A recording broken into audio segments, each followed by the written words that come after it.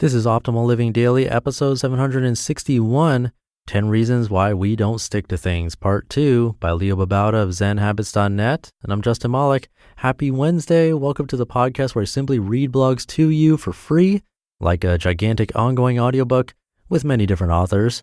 Today's post being a continuation from yesterday. But before we get to the post, this episode is brought to you by LinkedIn Learning, the online learning platform with thousands of expert-led video tutorials to help you build your business, tech, and creative skills. LinkedIn Learning now features content from lynda.com, the leader in online learning for the past 20 years. For a free 30-day trial, visit linkedin.com/optimal and start achieving more today. Again, today's post is part 2 from yesterday, so if you're new here, you'll probably want to hear yesterday's episode first. But if you're all caught up, let's get right to it and continue optimizing your life. 10 Reasons Why We Don't Stick to Things, Part 2 by Babauta of Zen Habits, and&nbsp. Overcome these barriers, get better at sticking to things. Number 1, take it super seriously. Is this important enough to commit to? Do you really want it enough to push into discomfort when things get difficult? Consider this for a moment or two before deciding to try to stick to something. Then give it the effort that something important deserves. Write it down. Make a plan, even if it's just a short one. Commit to someone else. Set up reminders. Have a time when you're going to do it every day. Clear a space to do that. Set things up. Don't take it lightly. Number 2, make sure you don't forget. How will you remember when the time comes to do it? Where will you be? What will you be doing when it's time to meditate or write or exercise or eat your healthy lunch? Put a reminder note or other visual reminder there. This is really important because as we start to do something new, it's too easy to forget. Put up multiple reminders, including one on your phone and one on your computer. If it's important enough to commit to, it's important enough to create these reminders. Number 3, relish the pushing into discomfort and uncertainty. We have to retrain ourselves to see discomfort and uncertainty as a signal to practice and get better at being in discomfort instead of a signal to run away. Our minds habitually want to get away from discomfort and uncertainty, but there's no good reason to do that. We won't die or be hurt because we're eating broccoli or doing a few push-ups, unless you have a serious medical condition, of course. Always check with a doctor if you do. There's no need to panic and run when we're uncomfortable. Instead, we can even start to relish this practice opportunity to see it as a delicious experience of getting better at something, of learning and finding a way to open up to discomfort.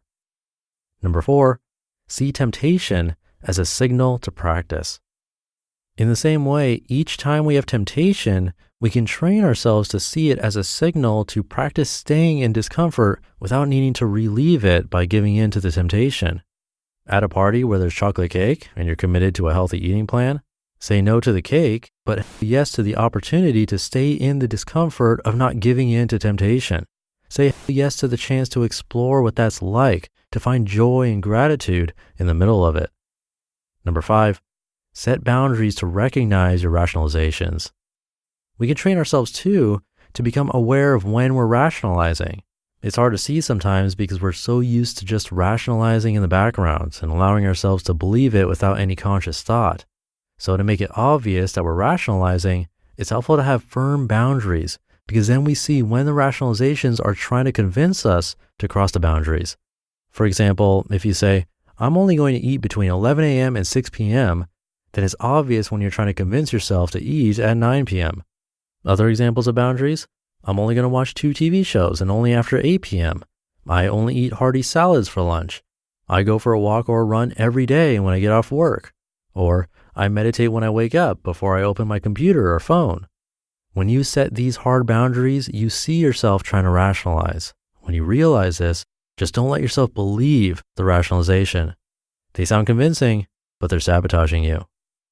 Number 6, don't renegotiate in the moment. Just don't let yourself. Make the plan the day before or at the beginning of the month or the week, etc. But don't let yourself decide in the moment. You're too prone to put it off or try to get out of discomfort. Instead, tell yourself that you can't renegotiate for a week or a month.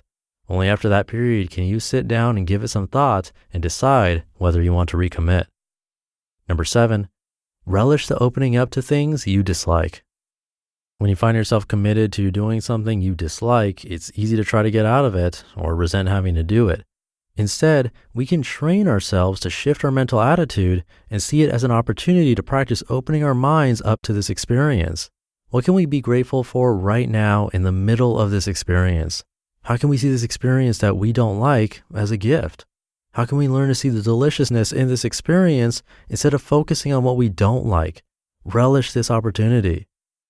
Number 8, reconnect to why it's important. Every day as you're about to do this thing you've committed to, ask yourself, why? Why is this important to you? Why have you devoted yourself to it? And is it worth devoting yourself fully to it? Can you commit wholeheartedly to it? Does this matter to you for a reason that's bigger than your discomfort? Reconnect your actions to your devotion. Number 9, practice self-compassion. When you mess up, when you are less than ideal, see when this causes you pain and difficulty. Give yourself some self-compassion. Actually give yourself a loving wish for an end to your struggle, a loving wish for peace, a loving wish for happiness.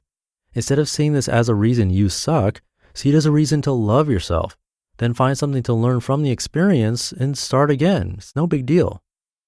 Number 10, remove as many barriers as you can. You're fully committed. You've set up reminders. You know why this is important to you. You've set hard boundaries. And you're ready to practice with your discomfort and temptations and rationalizing. Now remove as many barriers as you can to make it easier on yourself. Can you prepare everything ahead of time so that when it comes time to do it, you just start? Can you make your meals on Sunday so weekday lunches are just heating up a bowl of your veggie chili? Can you get your yoga mat and clothes ready along with music or a yoga video so that when you're done with work, you can just change and press play? Can you remove distractions the night before so that when you wake up to write, there's just you and your writing program and nothing else?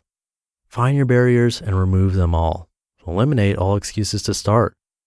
I believe that if you implemented these steps, you'd be much better at sticking to something. What do you want to stick to for the rest of this month? For each month next year?